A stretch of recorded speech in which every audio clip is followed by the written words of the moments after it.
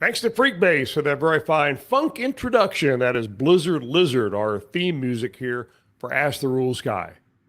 Welcome once again to Ask the Rules Guy. This is episode number 4 already, and like any fine manager, I stick with the winning lineup, and I brought back some heavy hitters again for this show to talk a little bit about the rules of baseball.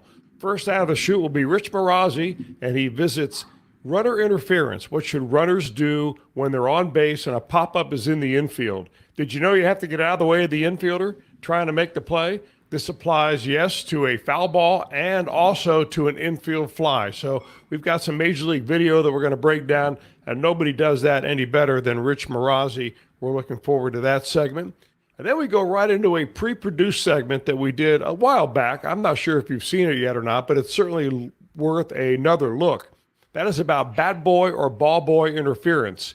It happens at the minor league level, happens at the amateur level, and certainly happens at the big league level when a pop-up goes up near the dugout or the on-deck circle, and there's all sorts of stuff scattered around, and then the ball boy tries to scurry out of the way, and he gets in the way of the fielder trying to make a pop-up catch. Well, we explore that. When is it interference? When is it not interference? Who does the interference go against? And so on. So it'll be interesting to review that once again. That was once our rule of the week way back when, and we're going to give you a chance to watch it one more time. And then finally, batting in the cleanup position is the official score for the Cincinnati Reds, Ron Roth. He's been at his job for 40 years. And this time we asked Ron about deciding between wild pitches and pass balls. It's a very interesting concentrated observation by official scores as to exactly how they award a pass ball or exactly how they award a wild pitch, because, of course, an earned run could be in the balance as well. So if you've never heard of the Circle of Friendship, Ron Roth is going to tell you all about that. That is our show, Ask the Rules Guy number 4. Welcome. Let's get to it. Welcome back to Ask the Rules Guy, and one of our regular guests on this Ask the Rules Guy is a segment where we talk about the rules, we break them down, we get a special report from a very special rules expert, and of course that is Rich Marazzi. Rich, thanks again for joining us on Ask the Rules Guy. You're a wealth of knowledge. It seems like any rule that we talk about, you've got an opinion on. It's certainly an expert opinion. You've been studying the rules for years and years. But what I want to do today, Rich, is just look at a couple of different video plays and break them down. Especially when it comes to the base paths, there seems to be all sorts of quirky rules involved. A lot of times, especially at the amateur level, you have players that aren't coached well. They don't know who to avoid. They don't know who that they can run into. They don't know a base path from a base line. And all sorts of things can happen. It can even happen that way on the big league level. Basically, what is the priority of who's got the baseline and for what purpose? Okay, the basic fundamental rule, Chris, is simply that you're supposed to allow the defense making a play.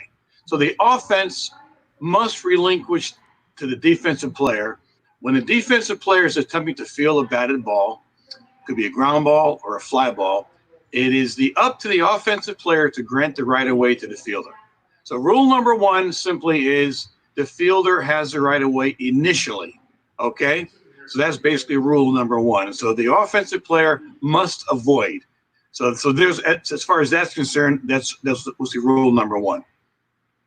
All right, well, that sounds simple enough until you see it put in practice, and it doesn't always go that way. It's a Major League game. It happened between the Dodgers and the Marlins, and it's kind of an interesting play because there are a lot of things that could be called right here. The umpires may have been a little bit confused. The managers are probably confused, and certainly the players involved were confused as well.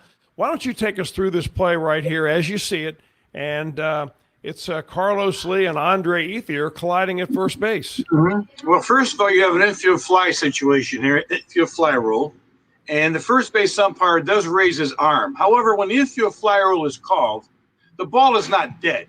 Okay, there can be subsequent action. That's number 1. Number 2, if you look at the play carefully, you'll see where Ethier interferes with Lee as he's attempting to field the fly ball. So Ethier, as you mentioned before, as amateur players do, as well as big league players, they have poor eye location. And he is not observing where Lee's position is. His job was to go around the Lee. So the first thing he should have done is when the ball was hit in the air, he should have located Lee and then circled around him to avoid interfering with the fielder. So we have an interference here. However, the ball is not dead. Now, as far as the infield fly rule part rule is concerned, if one of the fielders had touched the ball in fair territory, and if the umpires ruled infield fly on this play, then you'd have a double play. However, because the ball was a foul ball, we have a different situation. We still have an interference on this play because the runner did interfere with the fielder. However, because it's a foul ball, only the runner is out. The batter stays in the batter's box. You cannot award the batter a base on a foul ball. So there were multiple elements in this play. You had a potential of an infield fly rule. You had a runner interference. You had all kinds of things happening. Well, Rich, it's kind of interesting, really, because for a layman to look at that play, he would say a couple of things. Number one, how can there be interference on a foul ball? I guess because the ball may have been catchable to the first baseman and the runner prevents him from getting there. Exactly. That's exactly what happened. And I think when you get a play like this, too, where you have three players converging on the ball, you have the first baseman, you have the pitcher and the catcher, the umpire must determine which one he's going to protect. Now, I think the umpire here would protect the fielder, we'll say Lee, because he's coming in on that ball. It's a much easier play. So he protects the first baseman on that. If he protected the pitcher on that or the catcher, then you'd have no interference between the runner and the fielder. However, he did not. He protected the first baseman. Okay, now from a coaching standpoint, if you're coaching the base runner in this situation, if you're Andre Ethier's base running coach, right. You mentioned earlier that he ought to know where the first baseman is, but really all he did was to look up at the sky, point at the ball, and really stood his ground. It is really his responsibility to know where the fielder is and step out of his way?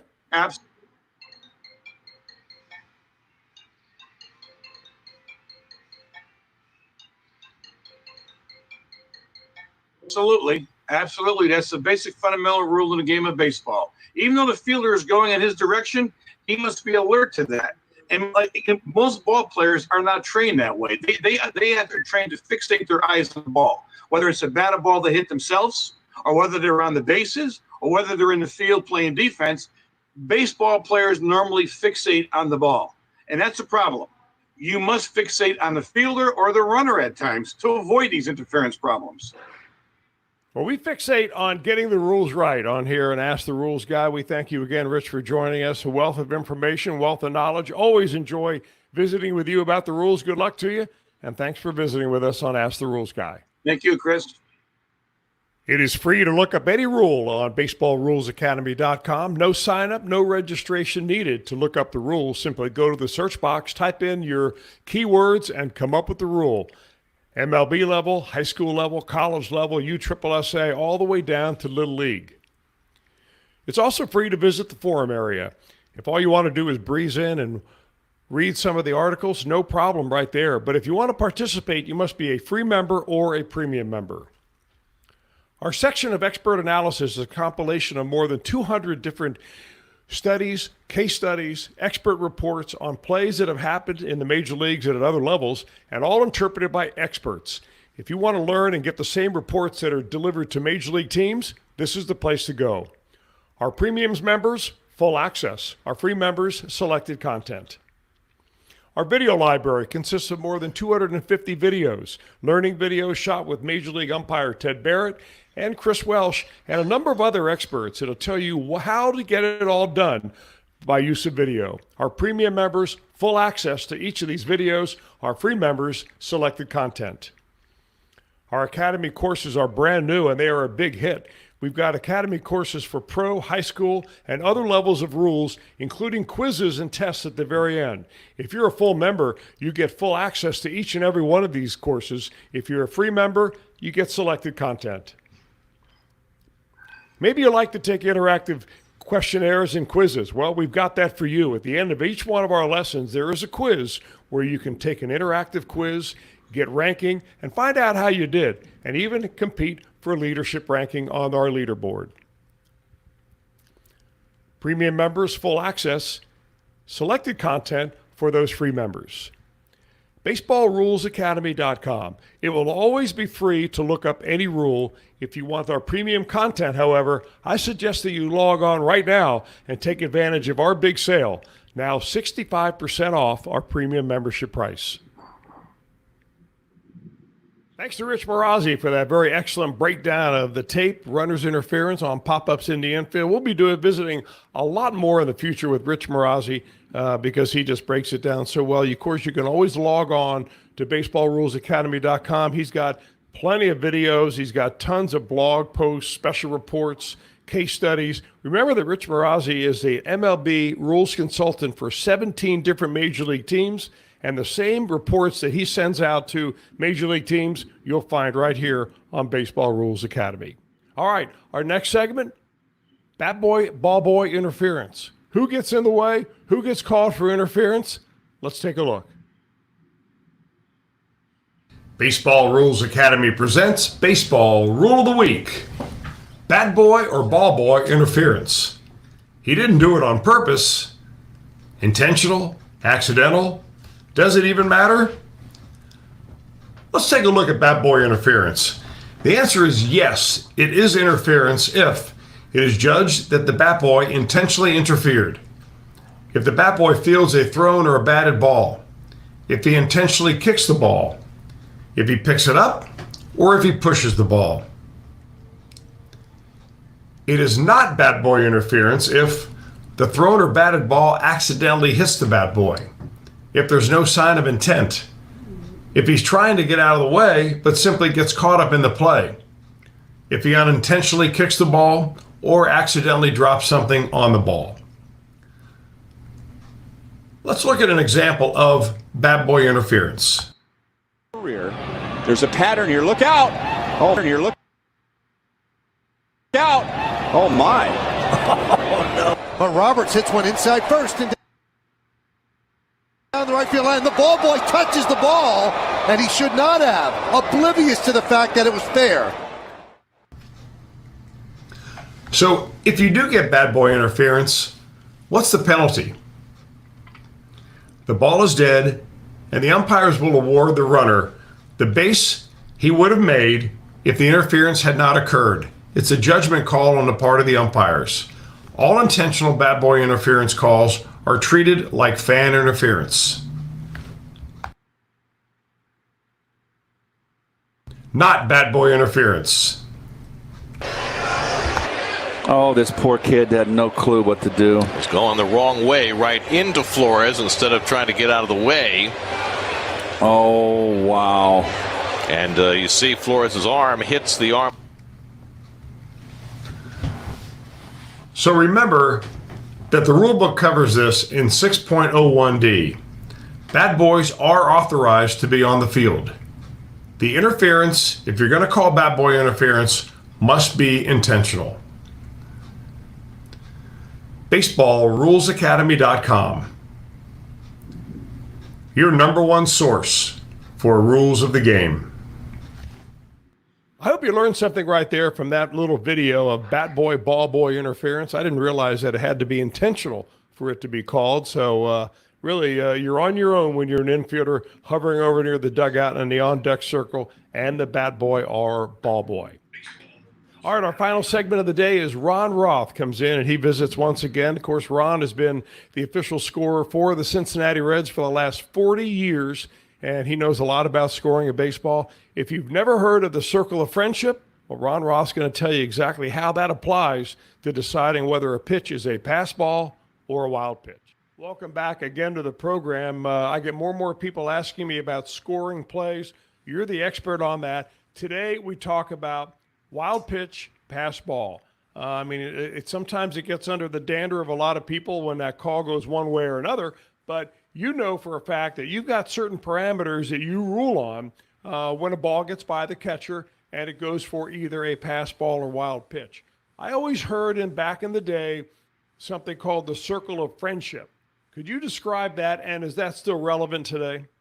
Well, Chris, yes. We've kind of changed our thinking in the last couple of years, but and maybe there's no real right or wrong way, but going back 5-6 years ago, we had what we call, like you said, the 53-inch circle of friendship in determining whether a pitch is a wild pitch or a pass ball. And what that generally is you have 17 inches of the plate.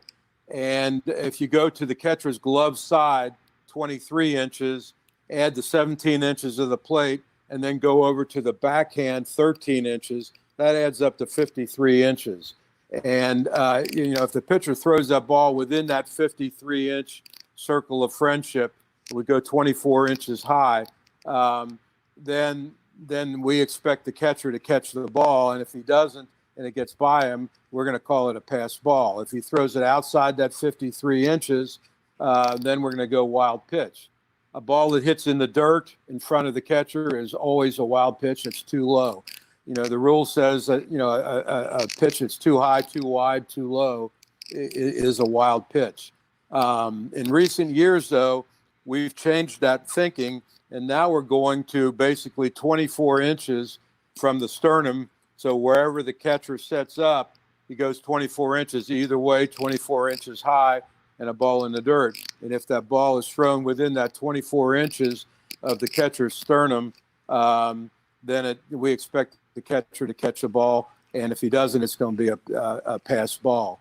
So those are kind of our guidelines. And what's happening now in a couple plays last year where the pitcher crosses up the catcher, and the catcher might be expecting a fastball, and the pitcher throws a breaking pitch, but it comes within that 24 inches either way, in that 48 inches basically.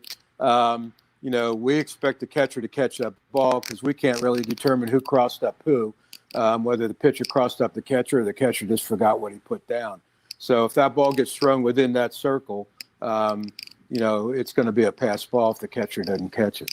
Interesting stuff right there, Ron. You always know that it is a cross-up because immediately the catcher runs out to the mound. Although nowadays, because the catcher, when he does run out to the mound, it counts as an official trip against the ball club. So maybe there's cross-up information that they talk about in the dugout. Right. Great stuff right there. Scoring expertise is what Ron Roth does, and he's been doing it for a long, long time with the Cincinnati Reds. Ron, anything else to add to that pass ball wild pitch scheme? No, this is one thing to add on to what you said. A lot of times you can when they're crossed up by the catcher's reaction by just receiving the ball. He's catching the ball here, and the ball all of a sudden comes down there. So, but again, we're just looking for where that ball is delivered over the plate. When you think about it, and the cheating scandal that has gone on, the more complicated sets of signs, the intrusiveness of television and video, the teams are going to more and more complicated signs all the time. So I would imagine that it's more and more common to see cross-ups, and it would make your job with runners on base, pass ball, wild pitch even harder because, whether it's a pass ball or wild pitch can affect an earned run. Correct. Exactly. The wild pitches are the responsibility of the pitcher, and the pass balls are the responsibility of the catcher. So, it does, to your point, affect the pitcher's earned run average if depending on how we call it. Yeah. Well, great stuff right there, Ron. Thanks again for joining us on Ask the Rules Guy, your segment. We got to just name it after you. Ron Roth, Ask the Official Score. You do a great job, and you do a great job in the booth as well. Continued success to you and continued health. Ron Roth. Thank you, Chris. Thanks a lot again for joining us on Ask the Rules Guy. We just wrapped up episode number 4. We're excited to bring you some rules information each and every week. You can check out these videos online at baseballrulesacademy.com. You can also look up any rule free at baseballrulesacademy.com. You can become a free member. All you've got to do is give us your email address, and you'll get on the mailing list. We'll send you up rule updates. We'll send you videos, all sorts of selected content free on the website. And, of course, if you want to become a premium member, we're doing that right now at 65% off. It's an excellent value. You'll have courses, you'll have quizzes, you'll have interactive stuff on your website, which you can learn the rules of baseball. It's a great study if you're an aspiring umpire, a coach, a player, or even a dedicated fan. So that's baseballrulesacademy.com. And thank you again for joining us on Ask the Rules Guy. We'll see you next time.